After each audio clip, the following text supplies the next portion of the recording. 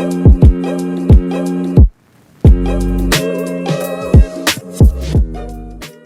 guys, and welcome to another episode of Talking Shirt. Today I've got my friend from the US, Daniel Kobin. He has worked with many people in the industry, like let's just say Marcus Rashford, Juan Mata, and he creates amazing content for Soccerdotcom. And if you don't know who Soccerdotcom is, please check out Daniel's work, because he did this amazing boot shot the other day that I have to ask you about today. But mate, how are you? How's the States, and what time is it there? It's like 10 at night right now. I'm doing okay, trying to hang in there. Quarantine is starting to drag on, and obviously our country is not doing a great job with the coronavirus response, but trying to just get through it, and just keep my head down and focus on mental health and the things that matter most. I hear you. We're back in the lockdown, like I said to many of the episodes, but I think being in the States, how have you been? Like, I know when it comes to the government and just the sort of letdown they have been for individuals, but I know when you say mental health, have you been able to go out and get some fresh air at least? Because that beard, I haven't seen you with a beard that long. I know, that's about the only positive from quarantine right now, is I've just been letting it go, and we're in uncharted territories now, so I probably need to trim it. But I mean, we're able to go out, and like I've been trying to run a lot more outside by myself, bike rides, play soccer with just like one or two friends here and there. I've just completely avoided restaurants and bars, even though some of them have opened up, but it's probably still way too early. So just a lot of time at home in my apartment, and just working out and trying to stay healthy and positive as much as possible.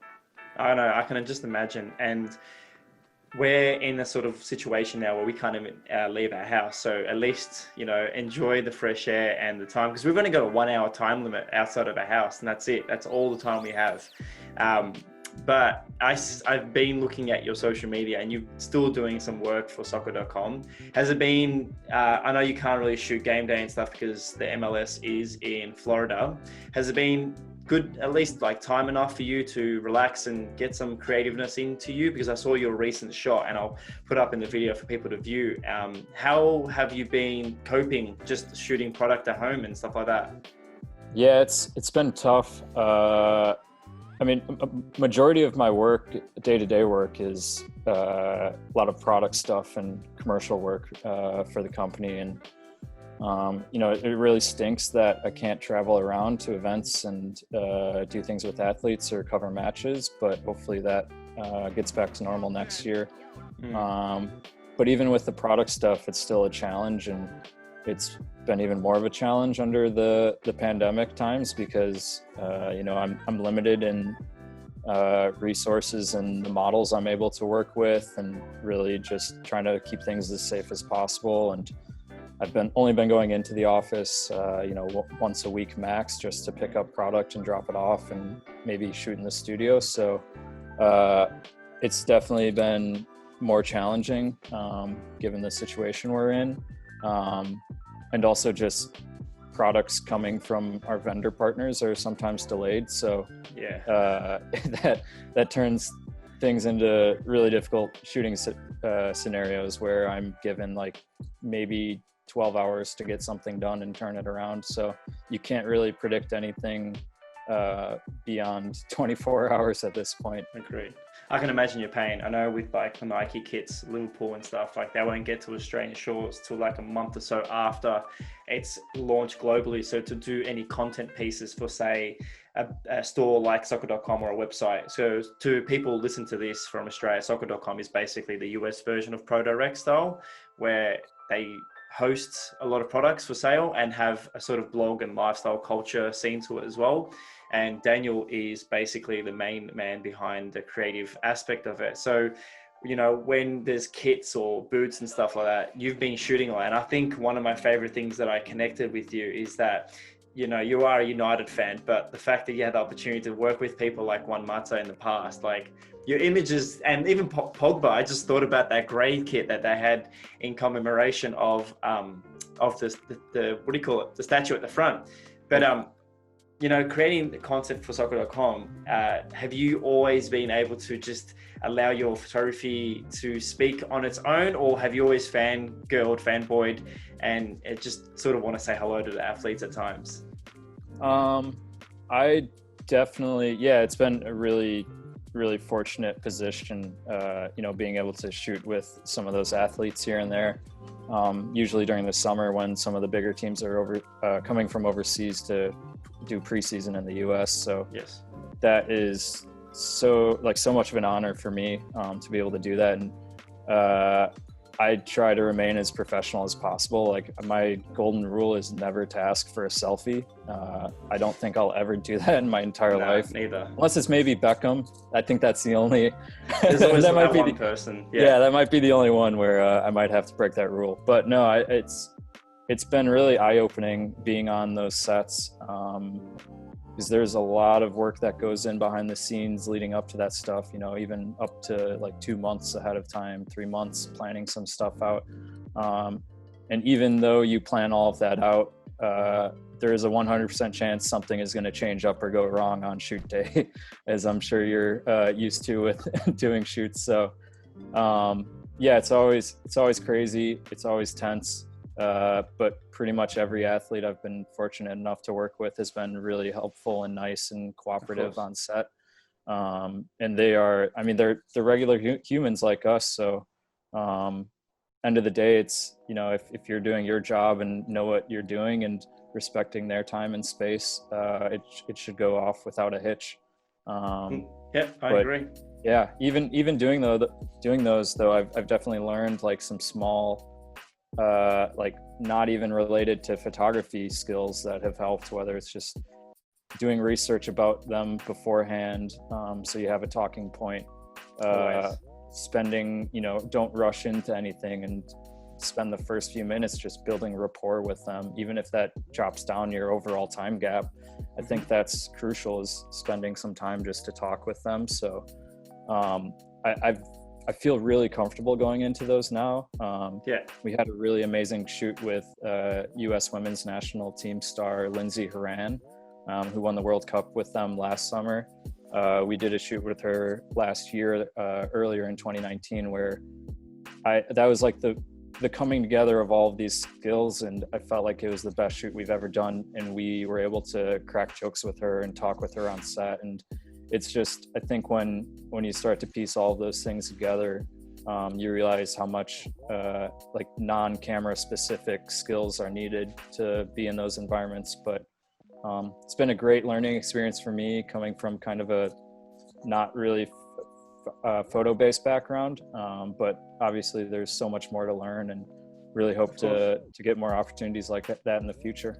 Yeah, no, I agree. And when it comes to photography basis of, with your talent or the athlete you're working with, it's always a professional manner, no matter how know of them, because they are human as well. So you got to make sure you give them the respect, because I can just only imagine sometimes the awkward experiences they've had. So when they come to a photo shoot, they expect a professional environment.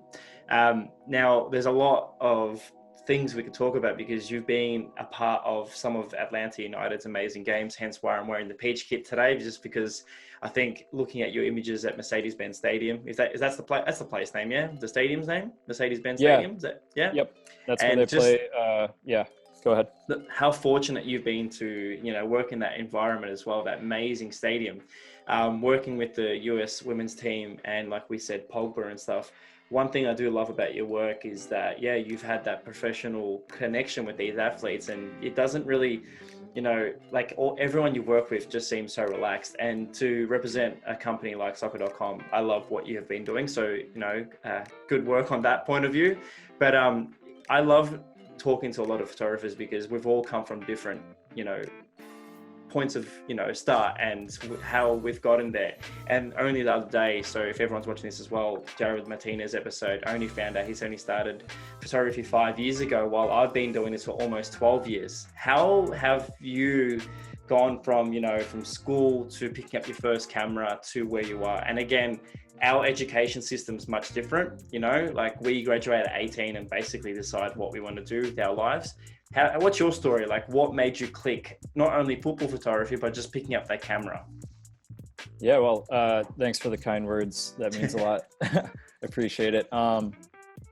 Yeah, I didn't really study photography in school, but soccer has forever been probably my number one love. I grew up playing a couple sports when I was younger, but it very quickly became apparent to me that soccer would Classic be the one. American. So, yeah. But yeah, I played my whole life, played in college, and still play, adult league and consume as much soccer on TV as humanly possible. So when I was in school, I didn't really know what I wanted to study. I ended up doing kind of a hybrid degree of some journalism and multimedia online marketing. It was kind of a new program, so it gave me a good base in a lot of different things. And then fortunately, when I was in school, I landed an internship with Soccerdotcom, and that's how it all started. Wow. And that was doing a social media marketing. So yeah, I don't know how I got lucky landing that. It was kind of random and just tossed my name in the hat, but it ended up being a really good fit. So I did that for a summer and then moved back to finish school, and then graduated, and it turned into a full-time job doing some marketing. So I never started off really doing photo stuff, but it had always been kind of a passion of mine that was growing and growing, as the years went on once I finished school. So just last summer, I made the transition from the marketing role over to a photo specific role. So I guess officially it's only been a year doing it. But while doing that marketing job, I kind of did some photo stuff on the side. So it's been, I don't know, like 3-4 years of kind of toying around, but I wouldn't really say I got serious until like a year and a half ago. Oh, wow. But in college, I definitely started to kind of get a spark for photography. And I think like seeing a lot of the work that was coming out of the States for matches, like Nathan Congleton over at NYCFC when he was doing a lot of their stuff, Soccer Bible, 8x8, and I started, really getting immersed in that culture, the print culture. And I think it quickly grew in me, and then also just like has been growing in the US pretty quickly since. So, it has. Yeah, I mean, that's kind of how I ended up where I'm at now. And I had like one film photography course in high school where I had no idea what the hell I was doing, and then didn't really do anything until college when I took another like intro to photography course for a semester, and still didn't really know what I was doing. But I've just since then kind of just been really interested in it, and I watch a lot of YouTube tutorials. I try to ask a lot of questions, just dive in and go out and do stuff by myself and figure it out on the fly. So I think that's actually been kind of an advantage to me. And I always try to, be open to learning new things and different styles, techniques, whatever, you name it. Recently, like studio has been a big focus of mine, is working with strobe lighting and just everything in the studio. So yeah, it's been a weird journey, but it's been a passion. It's been a short one too, like only 3 or so years. Look, again, when you mentioned the whole MLS type of thing and the environment that it's inspiring, and the whole culture of Soccer Bible, 8x8 mag, it is interesting to think, because when you look at the MLS, and I said this to Jared the other day, and also Katie, as an American point of view, you are living in an economy, but also in a country that really lives by advertising and media. Because when you think about it, almost everything has an ad for. And I just can't believe the fact that, looking at the quality of MLS photographers out there, there's so many people that produce amazing content, and you are a part of that group. And when I look at the clubs like Cincinnati, Atlanta, Portland, every club's got their own unique approach. And to know that you've only been doing this for a couple of years, I can only see where you're going to go. Like you are a part of an amazing culture and country to be in. Like I look at the UK and not many of the clubs have that as of yet. Like Man City's got their photographers, and I think United only the other day, the photographer made a social media account. Ash the photographer, I'm not sure if you've seen his work, but like it's just so interesting to see like an American photographer grow through a scene and get influenced and then create the content you're creating, and then to see the studio stuff you're making during quarantine or ISO. Has that ever been a challenge for you to always push yourself in new directions? Because I know football photography on game day is becoming pretty similar in many ways because everyone's now trying to go in the same way of editing. Have you ever pushed yourself in other ways, or what's your approach that makes you Daniel Kobin and not similar to everyone else? Yeah, I think, it's great. There's so much talent within MLS, like you said. And I think a lot of that is due to a lot of people are just passionate about soccer in the States, more than, most people would really think outside looking in. But the league itself also is really trying to, MLS is great. To witness and work in at times and just be around because it's such a new and emerging league still. It's relatively young when you compare it to a lot of the other leagues abroad, but also the league is really focused on digital first. So I think that's the reason why you see a lot of teams with really great digital and social presence, a lot of great photography, videography. So that's really awesome that there's a lot of investment there. Definitely still room for more and to grow. And since the league is expanding so quickly with new clubs coming into the fold every year now. Rapidly. Yeah. So yeah, that's really cool. And then for me, whether it's sports photography or studio commercial work or just even landscape stuff, personal photography, I am always trying to learn something new. Again, I think goes back to not having much of a formal, sorry,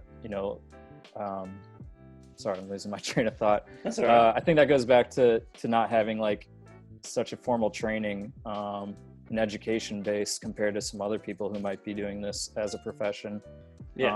Massive difference between the two.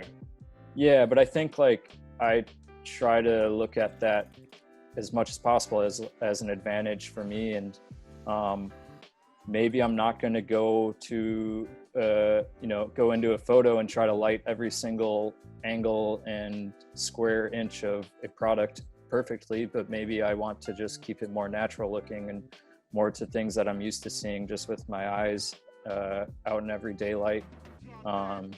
So yeah, I don't know. It's tough to say a certain style is like uniquely mine or to really even like put that to words. And I remember in college, we had a really, really talented photographer come into our class and speak one day. And I actually asked him at the end when we were doing some Q&A, like, how did he develop his style? He was a really great US based portrait and like big commercial photographer working with like major brands in the US. And he was like, man, it never, like, there's no set timeline and there's no set formula for it, but you'll kind of just know at some point.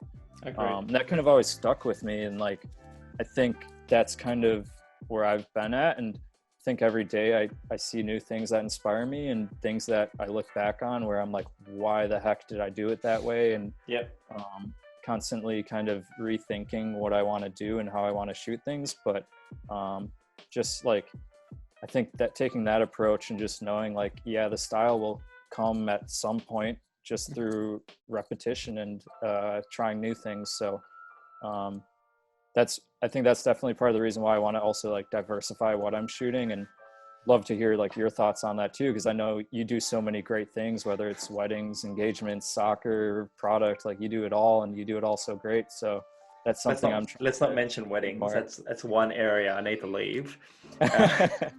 Not in a bad way. It's God bless you for doing that. I don't think I would ever be able to do that. Look, I don't have the patience for it. Like I said to Jared the other day, and the interview will come out and you'll hear the same answer in many ways. But like what you said, and this is something that you brought up just before, and I was like, that's actually a good thing, because there's two type of photographers. There's one that uses their life influences and things they go through in life to make them who they are. And then there's the other photographer who literally listens to someone else and becomes a carbon copy of them.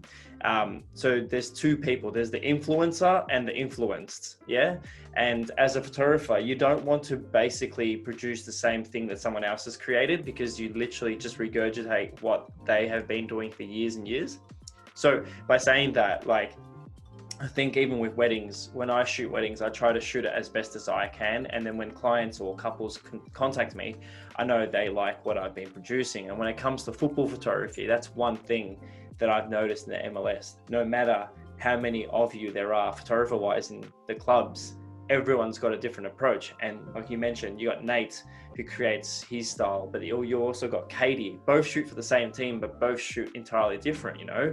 Katie's got more of a one-on-one close approach where the players seem to respect her in a different way. And then same as Nate. And when I say respect, I mean like they're more happy, jumpy with one of them, and the other one a bit more serious and formal. And that's the same with me and my second shooter, the second shooter at City, Dion.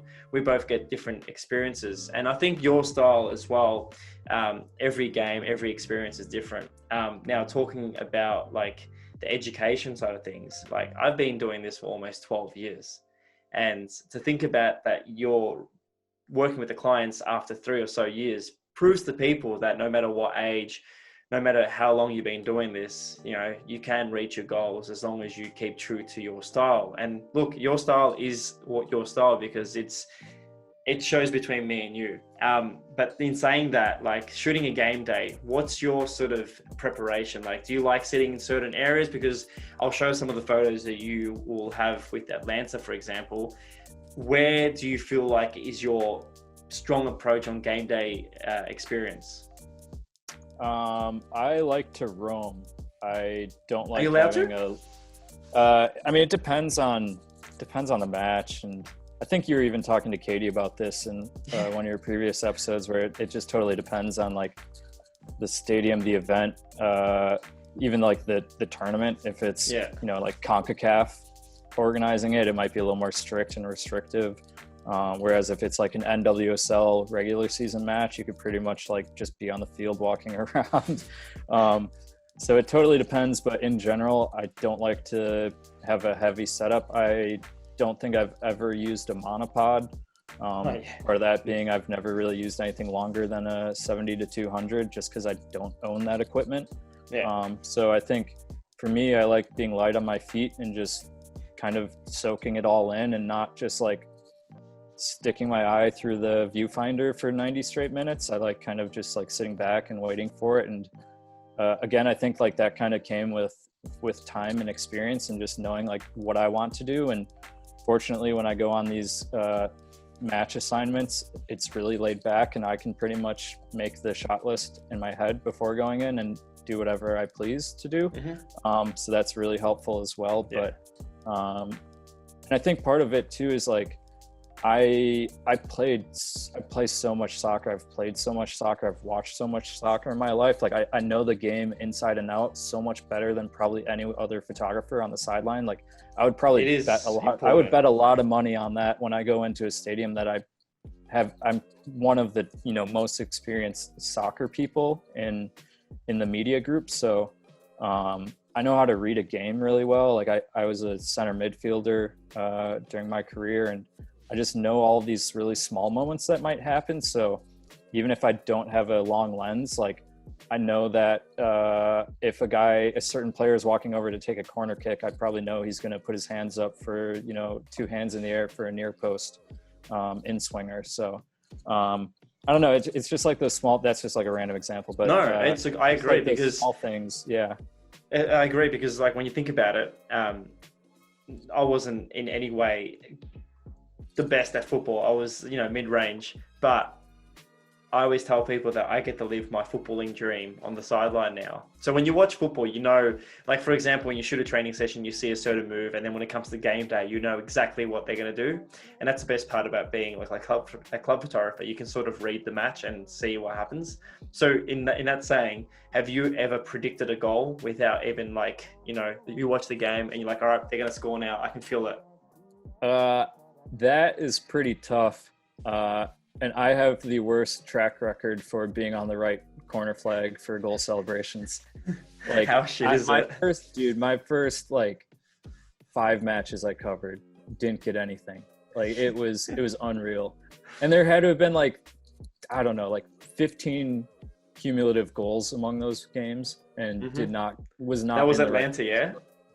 Yeah, Atlanta, and there's probably like another, like a US game in the mix there, and it was brutal. It was a rough awakening. At the times you were shooting Atlanta, it was Almiron and all Martinez up front. Yeah. So like that thousands of goals just going in. So you missed all of them. But like that's the beauty of football, you know?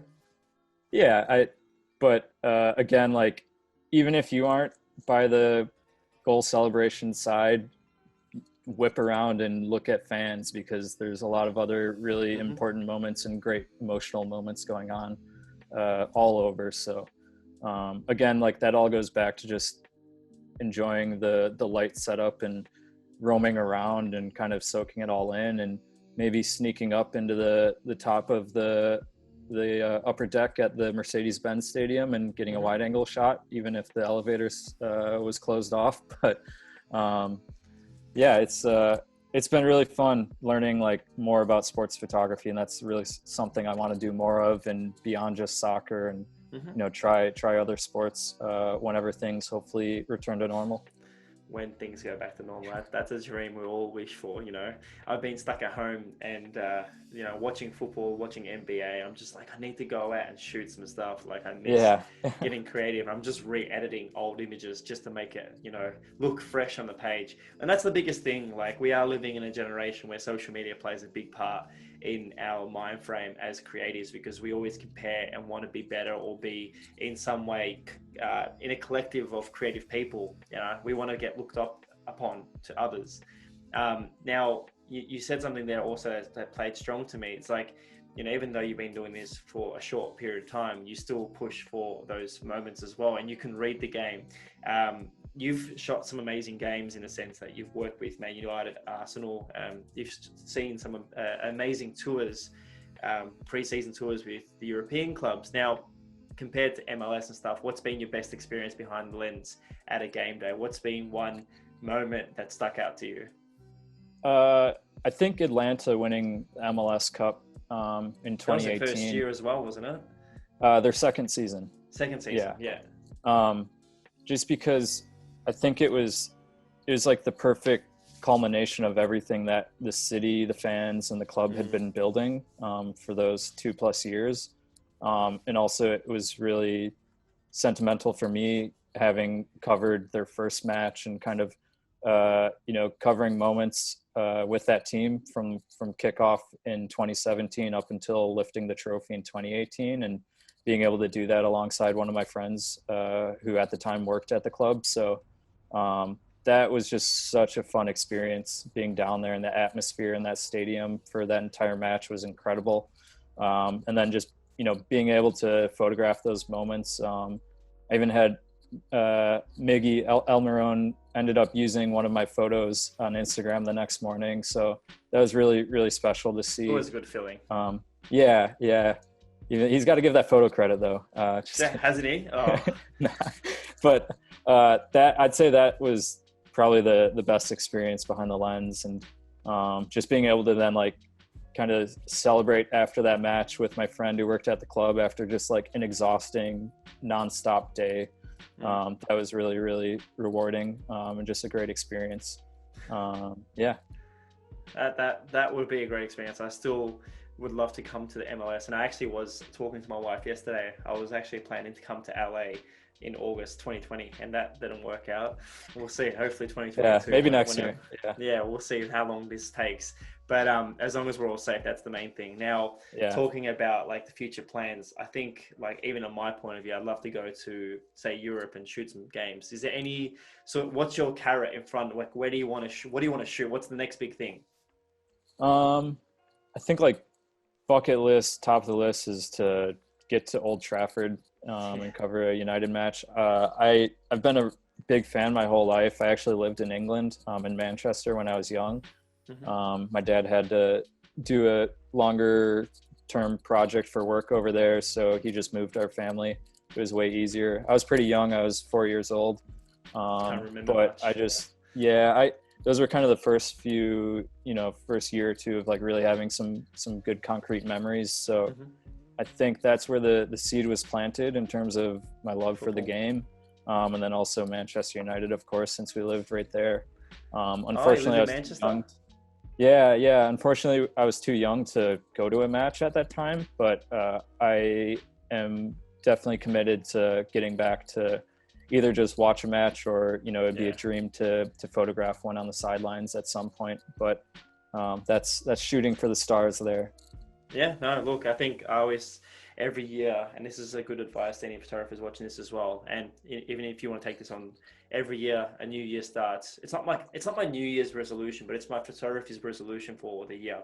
I set myself 3 goals and one crazy one that I know is like really hard to reach, but I want to reach it. And I always set those 3 goals, and I've been fortunate enough to do every year do well with them. And I think this year it's not going to happen because of COVID, but like I really wanted to go over to Europe and take photos, but I was really fortunate. And this is the hardest thing, again, I admit in every episode, but being a United fan and working for City, there's always been a painful thing for me. And then, what was I going to say? Got to Japan, shot that amazing experience with the City team. So I was really fortunate. But I'd love to take on an Old Trafford moment as well. I think that is the ultimate goal, being a United fan. Yeah. And now I think when it comes to photography, like we both said, no matter where you start and how long it takes to get where you are, I think social media and just the emotional side of photography is always a tough one. Has it always been difficult to share images online, just feeling that fear of people not liking your work, or is that ever come across your mind, or being so fresh into the scene, do you feel like it hasn't hit you yet? I've definitely had that feeling, not so much anymore, but I think back when I was more like concerned about keeping my social media like so uptight and professional looking. Because you post every 3 images every row. I mean, that's going to keep going. That three series forever.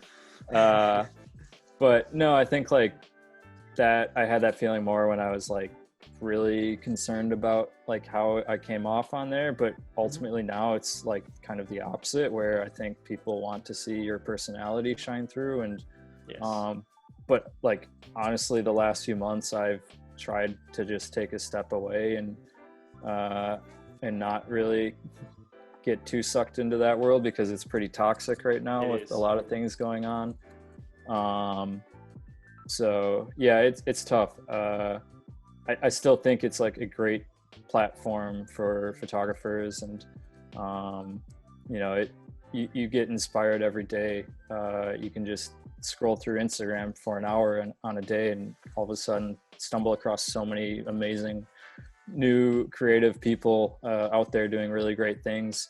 But I think there also needs to be a sense of like taking a step back and throttling that observation, because at times you can get sucked into it and start to worry about your own work and think that it's not good enough, and that all this amazing work other people are doing is so much better than anything you'll ever do. But I always try to remind myself, like, we're all on a different path and our timelines are different, and ultimately it just matters on what you're doing in your timeline. And for me, that's really important, being kind of less formally trained. So it's tough though.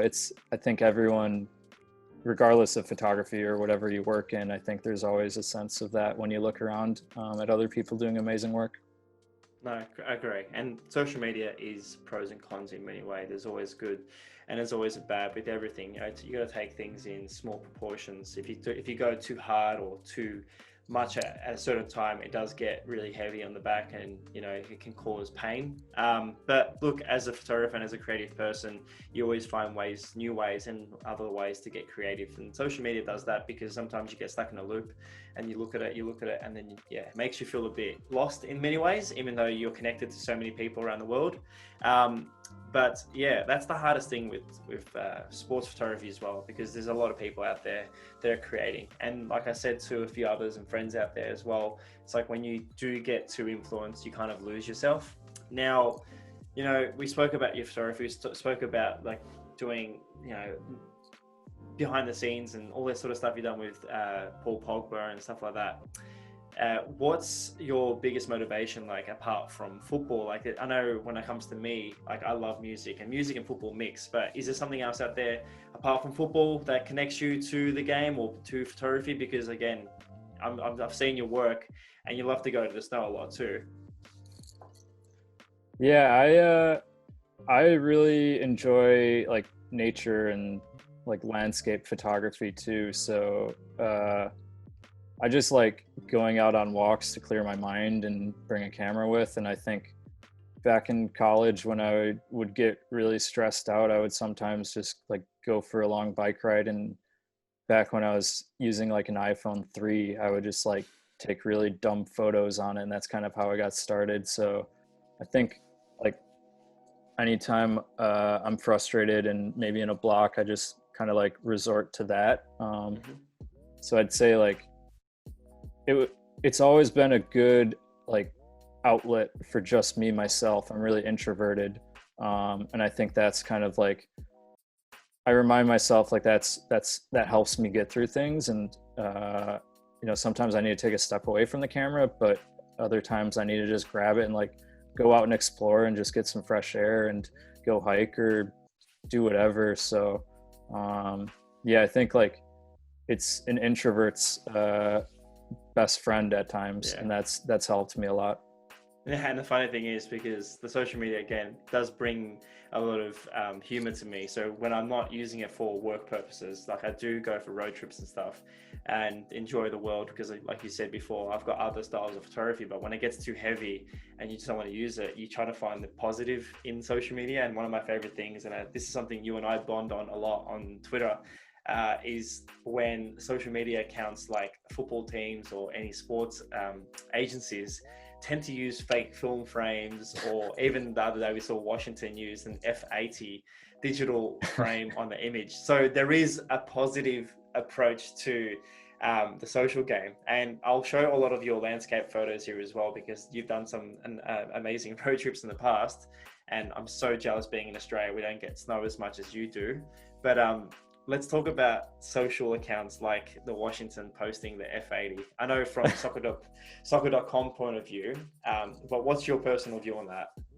Well, I come from a social media marketing background and like online marketing background. So I think that's why I'm always like keeping tabs on that world so closely. And now that I have kind of more like art creative direction and photography experience under my belt, I think now like I see it a lot more in like the sports world. Yeah, there's a lot of people making those mistakes. Yeah, I don't think it's necessarily a mistake. It's just like probably not the best route, and oftentimes it's just like there's probably no checks and balances in these companies where you know, maybe like a social media manager is kind of given free reins to just go out and do whatever. But you know, like I feel like if you're running a social media account for an organization or doing some sort of creative or design for them, like there should probably be a roadmap or, you know, golden compass or style guide to look to, and, you know, really understand your team and organization's voice and what it should stand for. So I don't know. I think like I often am nitpicky with all that stuff and seeing a lot of bad examples in the industry, because I worked a lot on that stuff in the past and continue to stay involved with that in my role. But it is pretty funny when you see some of the bad examples, because there are some that are way worse than others. There is. And the funny thing is, like we were saying, when you're probably going to get to this point, the Nike photos recently, have you noticed they're using the frame? Oh my God, I can't even say the word. Fake film frames. But the funny thing is also, what are your thoughts on the kits on a plain green background or floor? Like on the grass they have? Yeah, all the kit shots have been doing. Yeah, I don't mind that so much. I like how they've had it a consistency with everything. I thought it's a really good approach. At the start, I'll be honest, I wasn't a fan, and now you see them as a collective, and you're like, this is Nike trying to do something different. Yeah, and also I think it's them working under some pretty tough social distancing restrictions by photoshopping some things. So I thought it was a smart approach. They might have had fake film rebates on one of them, but like, it actually like the Chelsea and stuff there, or even like the Corinthians, where they put the photos in a collage, they're in like little film brackets. Yeah, it looked more like they were just like taped up on a wall on some of them. So I don't know, I don't mind that. If I see like someone writing like whatever Chelsea FC as like the film stock on the like fake border, like that's it's just so bad. Like if you're gonna do that, hire someone who knows how to shoot film and really invest the time into making it look authentic, rather than doing a fake application of it where it doesn't even look great and it's just based off of a trend that's probably going to die off in a couple months. Look cringy in a couple of years or months. But I don't know, it's interesting, and like I like how you brought up the Nike thing and how they've been doing different stuff this year for all their clubs, because for me, working in the industry, I see pretty much every brand's assets and rollouts come through, and it often feels very similar from team to team, brand to brand. And I mean, it's super tough to be original at times and do something that no one else has ever done, just because it's a difficult task when you think about launching a new shirt for a club's as big as Chelsea. And you have to think of like all the different markets they're hitting with it and all the different applications that they have to use with it. So I get why we see a lot of similarities in these, but I'd really love to see some new creative approaches, and I don't know what that looks like, because again, it's a tough task, but I don't know. I've been pretty impressed with the Nike stuff, like especially the Corinthians. I really enjoyed that rollout. There's always so many products that launch each year that it's tough to keep up with. But there's some good stuff out there for sure. The green flat layer kits, I think, like you said before, the Golden Compass, Nike has that direction. And prior to releasing all these kits, they had this entire sort of catalog and assets, like you've mentioned, that they know when they release it individually in different countries, like with the Russian kits, the Brazilian kits, Salzburg kits, even in the UK with Nike, you can see that family. And then you got some brands out there, we're not going to mention them as well, but they have not a non-unified approach, so it looks pretty lost in different brands. I think Puma's done really well with their releases recently with the Man City and even AC Milan. And they've been on their game. They've been crushing it the last 2 years. Doing. I agree, and even with the Borussia Dortmund. But like, I think Adidas has kind of lost their approach in the United shoot. I think it was pretty left out, and you don't have to comment on any because I know you've got relationships with a lot of brands.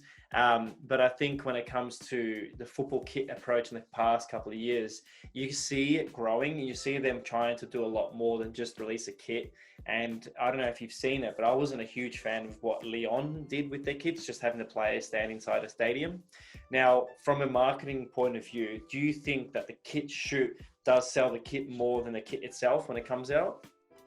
No, I mean, product is king. If the shirt isn't good, even the best marketing is going to be tough to try to sell it. But the Man City kit away kit isn't, even though we're both United fans, like that is sharp.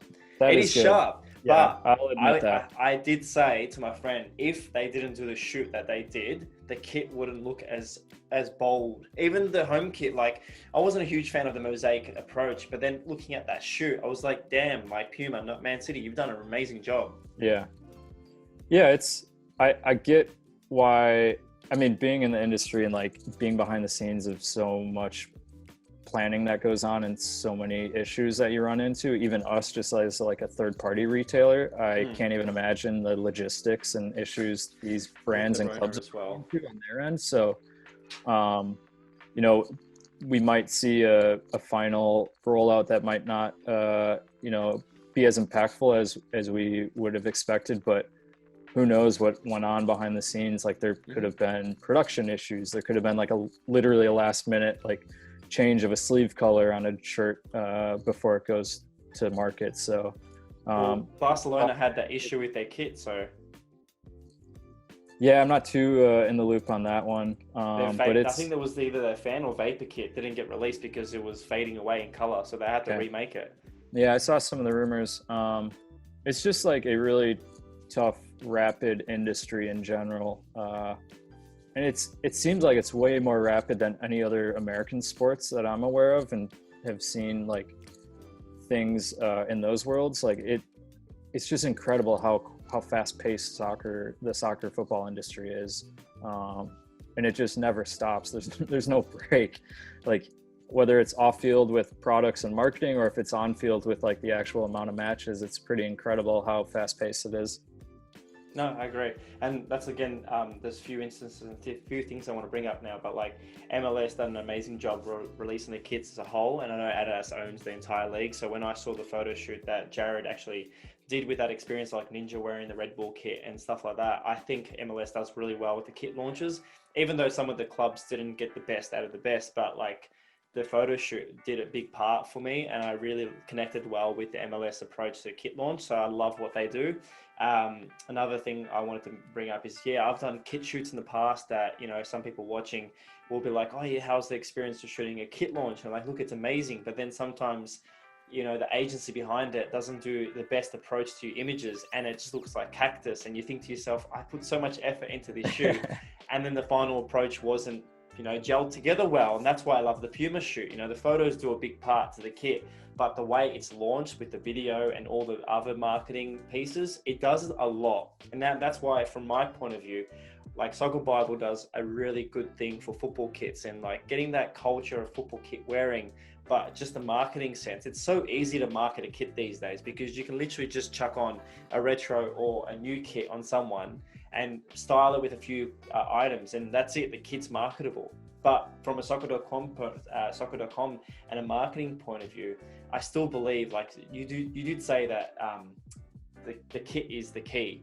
but I still think that it's a lot of the hard work behind it to make that kit sell. Now, talking about the MLS, do you think the kit launches are a big part for the kits, or do you think the American culture is just, you know, already engaged into buying kits, or do you think the kit culture hasn't hit MLS yet?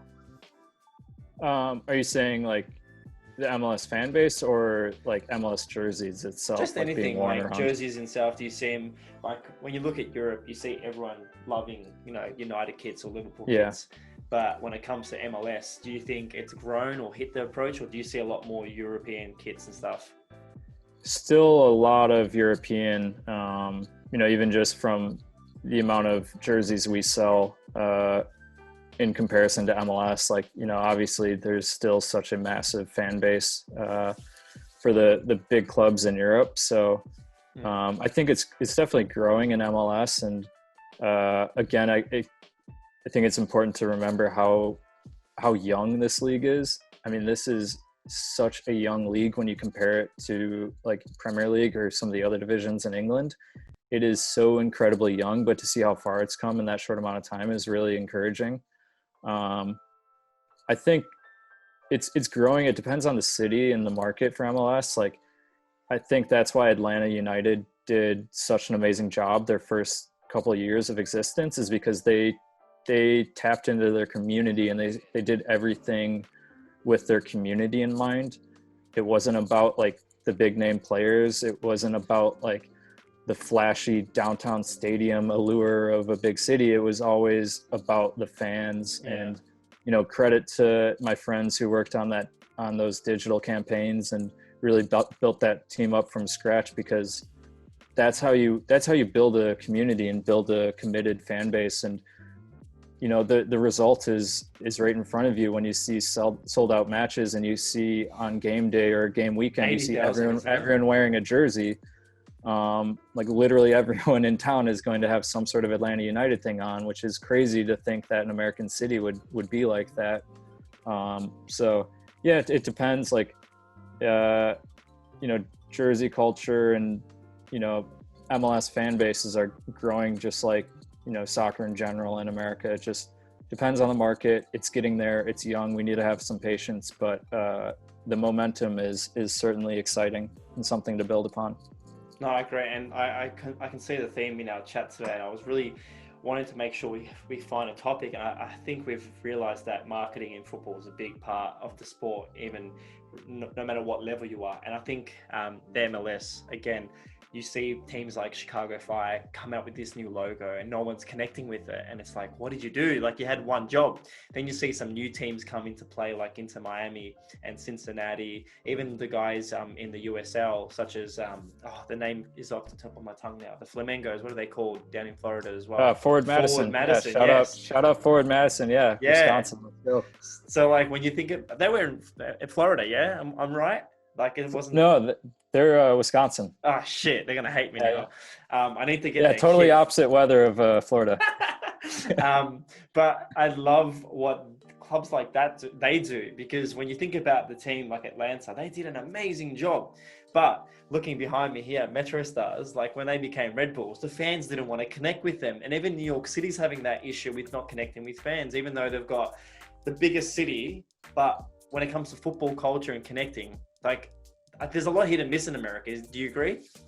Yeah, it's tough. I think like if you, and I'm too young to even know about the wacky early days of professional soccer in America with, you know, the previous iterations of the professional leagues, but it's always been pretty wacky. It's always been kind of American, and it's always been unique. And I think there's so much to that should be reflected in MLS still. And I would love to see more teams, you know, tap into that, whether it's with a retro kit each year or just like retaining that identity within their modern approach to everything, rather than just scrapping everything for a rebrand that's kind of bland and more just generic like FC. But I think there's still so much wackiness and chaos of MLS that like that could be a good thing. Like we don't need to be the next, like MLS doesn't need to be the next Premier League or the next La Liga, you know, trying to be a global powerhouse at that level right away necessarily. Like let's lean on the crazy chaotic side that is MLS, and like some days like there's going to be some wild 4 to 5 shootout matches with a lot of goals, and other days there's going to be only some draws, and sometimes you're going to get an absolute worldy goal, and other times you're going to get horrible defending and an own goal. So I don't know, I really think there's something unique to MLS that I really hope that it remains that way, and that instead of, you know, making fun of the league for being that way or trying to shun that, I think it should be embraced. And I think like it's unique. Like there's going to be, you know, almost 30 teams now, and it's a different approach. And but like if you look at the MLS's back tournament in Orlando right now, it's pretty awesome. Like they, you know, even though it was looking a little iffy at first with the pandemic kind of spiking in Florida, and some of the teams having some positive cases. Yeah, unfortunately Nashville. The new kids on the block. Yeah, and there's one more, right? I think it was just them. I think the women's league had an issue with Orlando. Yeah, Orlando had to leave the Pride. But anyways, like that tournament right now it's been pretty fun and awesome, and like it's unique in the fact that they were playing matches in the morning and then matches super late at night. And it felt like for me as a, you know, an American player who grew up playing youth soccer, it felt really like, you know, college showcase tournaments when I was in club traveling around, and, you know, high school tournaments on the road, everyone packing a bus. We're going to go, you know, shack up in a hotel for a weekend and play like a bunch of matches in 2 days. So I don't know. It's exciting. I think it's never going to be the same level as some of those other leagues in the world. I think the qualities, yeah, but the qualities, it's getting much better. It doesn't have to be like you said. But there's definitely some great characteristics of it that I hope continue to, you know, to be leaned on. Look, there's a massive difference between playing in, let's just say Mallorca, whatever you call it, a little island in Spain, and then playing in Manchester. Like, you're gonna have a different experience. Like, you can't have the same level of football, but you can't have the same city. Like, one place you could be eating paella, the other place you'll be drinking beers all day. I think in America, like the MLS, if I was a professional athlete and I was going to go play in MLS, I would love the experience. Just imagine the culture, like playing in LA or playing in New York or wherever else. It's about living in that culture. So I think the MLS owns that, because when you look at players like David Villa, even like Pitalo, they went to New York City to live in that New York culture. They wouldn't have come to Australia to play here because they don't want to live in Melbourne and Sydney, the most livable cities in the world. But like, I think when it comes to American culture as well in the league, like, it's so unique, and that's the best thing. Like, who can say they're playing for an Inter Miami and then Inter Miami getting sued by Inter Milan? Like, it is the best thing ever. And that's classic America. You know, US, let's just do something and wait till we get in trouble. But you look at the league, and like you said, it is so young. And to think that the clubs in the past, like Tampa Bay, Mutiny, and all the other things that they've had, I think that, I'll give it 10 years, I think the league is going to become one of the best sought out leagues, because players, some people call it the retiring league, but players still want to go to the US and experience the American culture. Not that it's the best thing, shout out to Trump, because he's a bit of a pain, but if anything, the worst pain in the world. But I think it's just living in America and the US that a lot of these athletes would love. Look, you will never have terrible names like we have here, Central Coast Mariners and MacArthur Bulls, and let's just stop there. But I don't know. I think the MLS is going to grow into a big league. If you were to say, what's the best name in the MLS team name? Oh man, there's so many. Yeah, I don't know. I still, honestly, I don't understand Real Salt Lake. Like, what is a Real Salt Lake? Yeah. I don't know. I really do, not name, but like just overall like branding and approach, not in MLS, but going back to USL with Forward Madison. They have done some incredible stuff. And I think, you know, they've proven that you don't need to be a top flight team necessarily to make a name for yourself.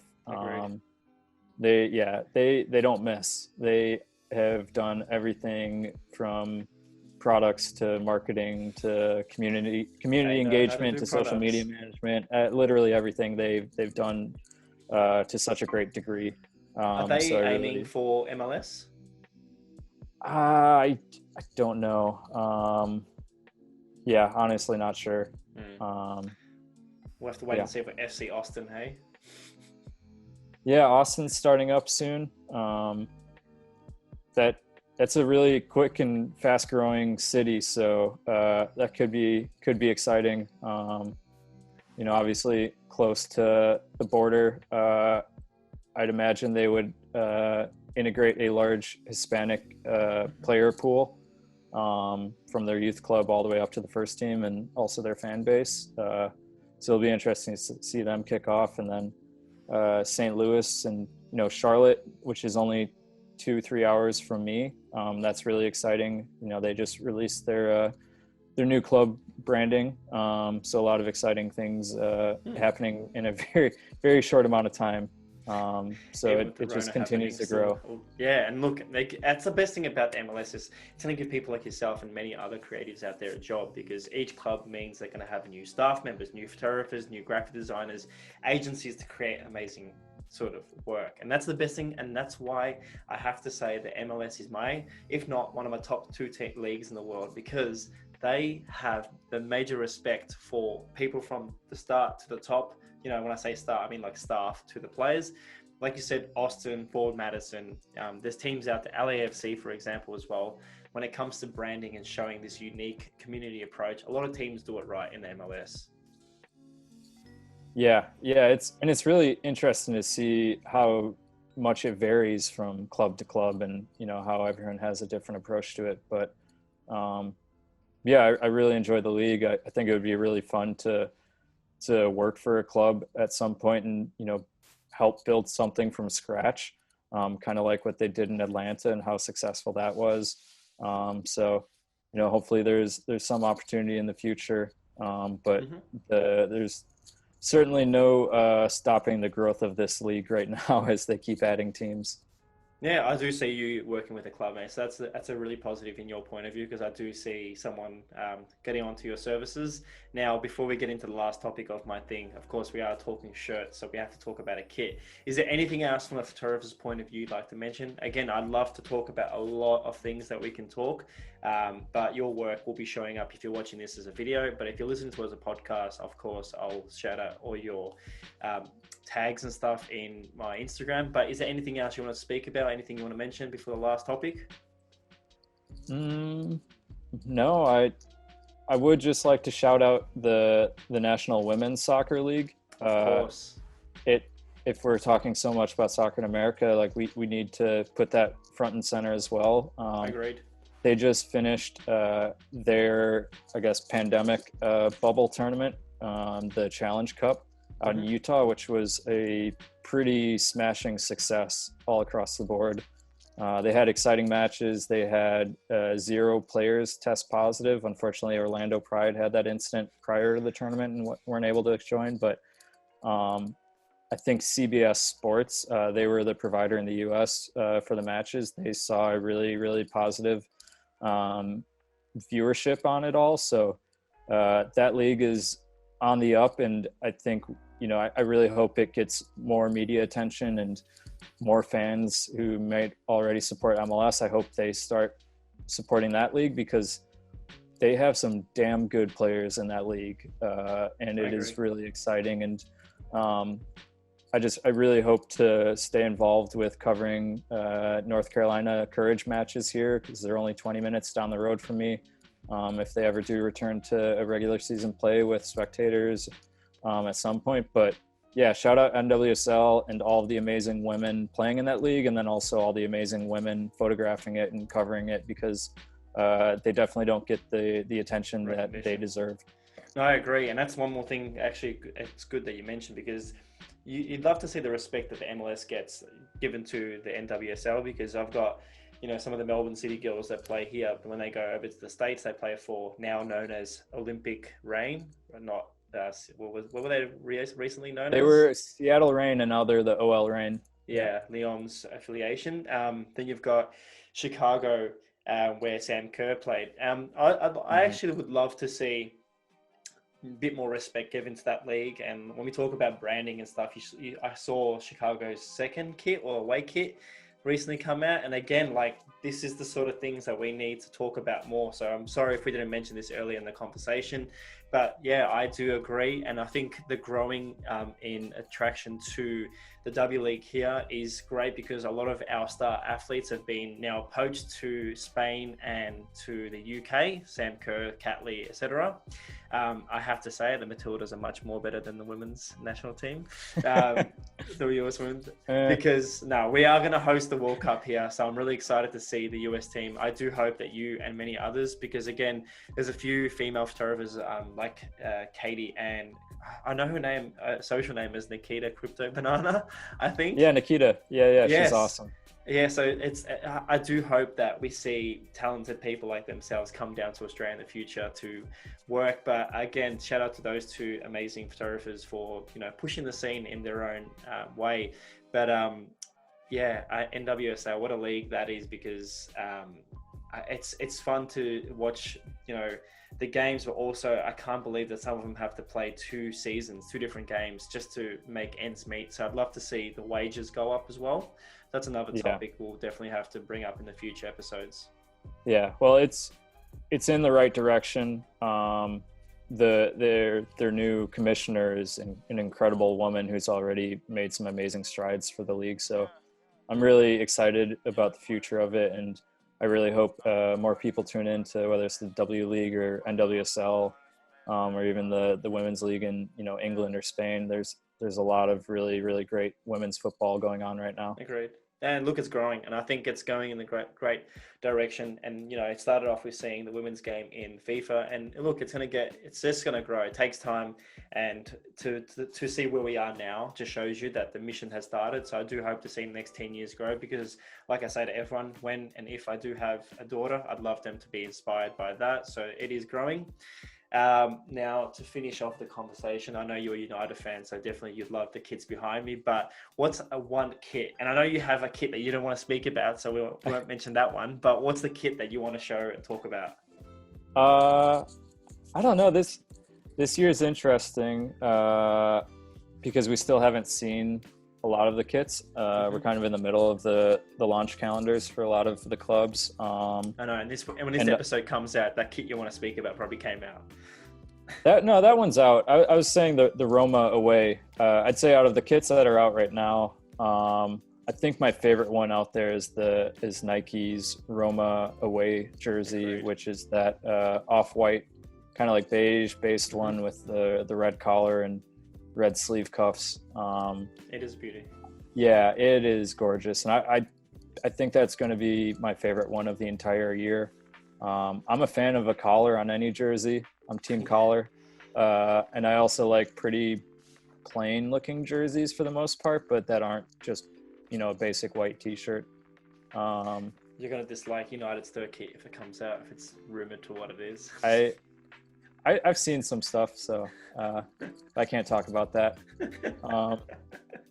But yeah, I don't know. Like, there's been some pretty great ones. I actually really liked the Inter Milan's home jersey with the zigzags, because it's a great way of putting a spin on the traditional stripes that they get, and doing it in a tasteful way.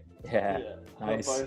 I got the Fitgar one, and then I got the commemorative last year one. So when it comes to I like that one too. Yeah, doing the spinny, that's it's a good call, good mention. Yeah, so I don't know. It's an interesting year because we might not see these worn until I don't know, later this fall, and there really isn't a massive summer of preseason matches and events to kick off these jerseys. So and all of the teams for the Euro competition earlier this year, those jerseys got delayed. So it's been a quieter year than expected. But yeah, I'd say Roma is probably my favorite so far. But no, perfect. I agree. Good shout out for that one. Now, look, mate, it's been a great chat. I just got a notification on my computer saying I got 5% left on this. I can't believe I had 100%, so I don't know how long this chat's gone for, but it's been a great one. Thank you so much for your time. Definitely will show you his photos while we chat. To everyone watching this, of course, Daniel's contacts and details will be below, so check out his work, some of the amazing photos he's done for United, but also for Soccerdotcom. Anything you want to shout out before we end this again? I know we mentioned the NWSL. If there's anything else personally you want to mention or shout out? Shout out to Manchester United being back in Champions League. Hey, I had a great one. You've got that one up on the wall. Oh yeah, behind me there it is. Yeah. I got this. My mom got these when we were in England. So at the time it was like a triple XL baggy t-shirt on me, but now it actually somehow fits. Oh man, that's a good find. Yeah, I love when people have a good history to the kit they get. Good. Yeah, that's a great kit to have. The Cantona fly kick for anyone listening to this as a podcast. Yeah. But no, it was great finally chatting. Really enjoying all of your work and hope to see some more from you in the near future. And we either got to get you over to the US or just wait until 2026 when I can come over by you guys.